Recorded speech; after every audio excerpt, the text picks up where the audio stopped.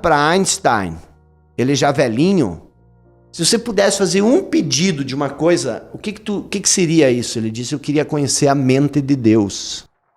Entendeu? O que um Einstein, que no início da vida dizia ateu, o que ele queria dizer com isso?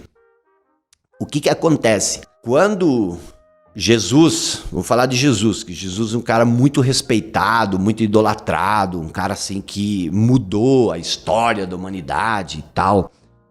Se você pergunta, o Jesus fazia milagres, coisa que ninguém conseguia fazer. Uhum. E os apóstolos diziam para ele o seguinte, cara, onde é que nós vamos poder fazer isso? O que tu faz? Jesus não disse para eles, vocês são muito burros, vocês não estudam, vocês não leiam, vocês deveriam de ler os livros que eu leio, vocês deveriam de fazer mais curso, vocês têm que estudar mais, vocês têm que ir na faculdade. Não, ele disse o seguinte, vocês são homens de pouca fé. Vocês são homens de pouca fé. Se vocês tivessem um pouco mais de fé, vocês poderiam fazer tudo que eu faço e muito mais. Agora pense comigo. O que é a fé? E eu quero saber, e além do que é, se ela é ensinada. O que é a fé? E o que é o conhecimento? A razão e a fé, elas não andam juntas. Por quê? Uhum. Porque a razão exclui a fé. Uhum. E os seres humanos são um fracasso. Os seres humanos são um fracasso. Se você olhar, Joel, pro brasileiro, 60% dos brasileiros, apesar de acreditar que eles são filhos de Deus, eles não conseguem ganhar mais do que R$2.600, R$2.500 por mês. Por que eu estou dizendo isso?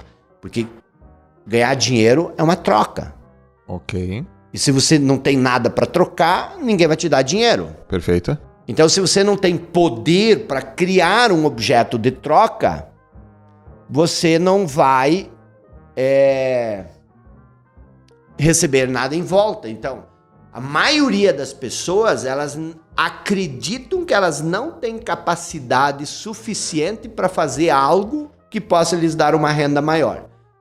O conhecimento, ele tem esse problema, ele atrofia as pessoas. Esse é o problema do conhecimento. Não, peraí, Jacó. O conhecimento atrofia. O conhecimento atrofia? Por quê? Porque quando você se identifica... E o que é o conhecimento? O conhecimento é aquilo que você sabe. Certo. E o que você sabe sobre si mesmo? Você sabe que você não é bom, que você não é capaz, que a vida é difícil. Tudo isso é conhecimento. Tudo isso você sabe. E tudo isso está onde? Tudo isso está na sua cabeça. Deixa eu te perguntar. Quando você fala para as pessoas, pergunta, quem de você acha que precisa se tornar uma pessoa melhor? Quem de vocês precisa ser melhor? Uhum. Você vai ter todo mundo dizendo eu, urgente, eu preciso demais. Se você acha que você tem que se tornar uma pessoa melhor, qual é a crença subjacente por detrás disso? Que eu não sou bom? Certo. Então você acredita... Porque eu tenho que me tornar uma pessoa melhor. Okay. Você acredita que você não é bom. Entendi. Aí tu pergunta para as pessoas, você é perfeito? As pessoas saltam longe como se tivesse uma cascavel na frente deles. Mas as pessoas são perfeitas. As pessoas são perfeitas. Onde é que está a imperfeição do ser humano? Imagina, olha para o ser humano, onde é que está a imperfeição? Entendeu? O que cria a imperfeição está aqui. É o conhecimento. É o conhecimento. Porque quando você conhece uma coisa, você começa a analisar tudo à sua volta e julgar tudo a partir daquilo que você conhece. Então, isso é contrassensual. Não, total. Isso é polêmico. Total. Mas presta atenção. Presta atenção. A humanidade está um caos. O que está causando esse caos? Por que cargas da água, um livro como a Bíblia, conta uma história que fulano e ciclano comeram a fruta do conhecimento e por isso foram expulsos do paraíso. Presta atenção. Voltando para Jesus. Eu e você, nós conversamos.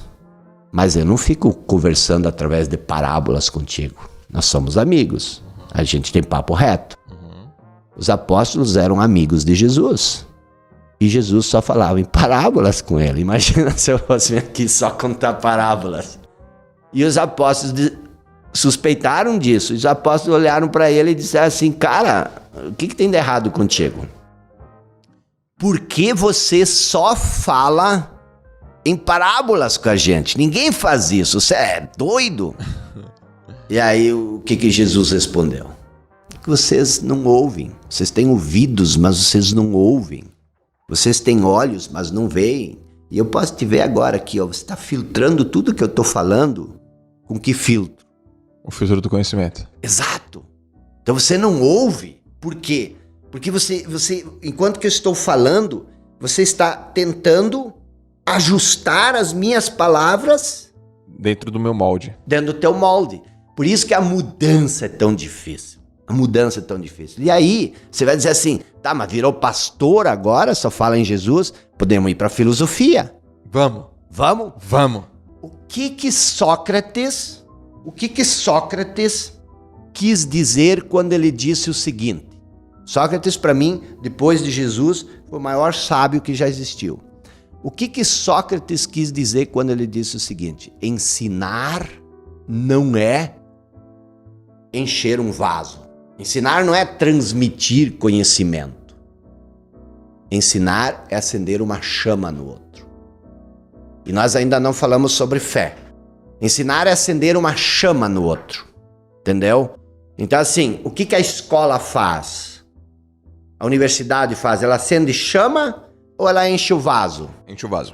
E o que Sócrates, não sei se foi Sócrates que falou, mas Platão, no livro A República, escreveu o mito da caverna, onde ele diz o seguinte, que a humanidade, os seres humanos, são como presos no fundo de uma caverna. Então nós temos uma caverna e aqui tem um ser humano que está preso.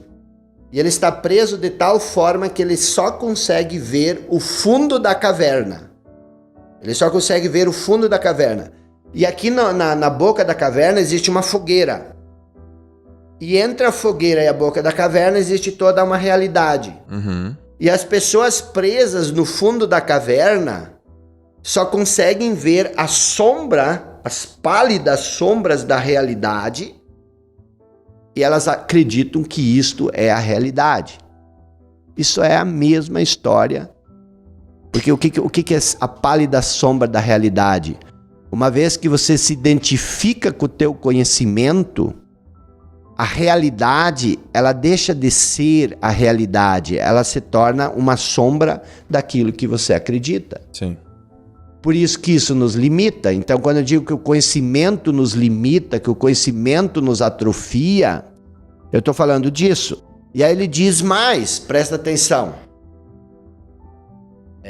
Platão conta que um desses presos se libertou e saiu da caverna. E aí o que ele fez? Primeiro ele ficou um pouco ofuscado pela luz da fogueira. Ele disse, meu Deus, essa fogueira está muito legal. Olha como ela ilumina.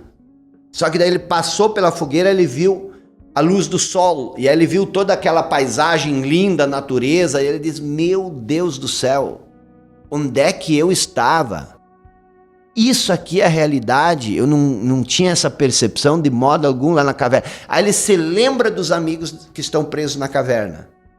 Aí ele volta correndo para a caverna e quer libertar esses presos. E aí, por causa da penumbra, ele tropeça e meio que cai na frente dos prisioneiros. E os prisioneiros olham para ele, começam a debochar, dar risada, e ele começa a dizer, meu Deus, vocês têm que sair daqui. Vocês não sabem o que tem lá fora. Tudo que vocês veem aqui é uma pálida sombra da realidade. Vocês têm que correr lá fora. E aí o que acontece? Eles começam a debochar, dizer, esse cara ficou doido. Por isso nós não podemos sair daqui. Nós vamos ficar doido, maluco, que nem ele. Por quê? Porque a percepção da realidade que você vê, mesmo quando o outro vem e te diz, cara, o que você está vendo não faz sentido. Existe uma realidade completamente diferente. A pessoa diz, você tá doido, você tá maluco. Como você está dizendo que o que eu vejo não é real?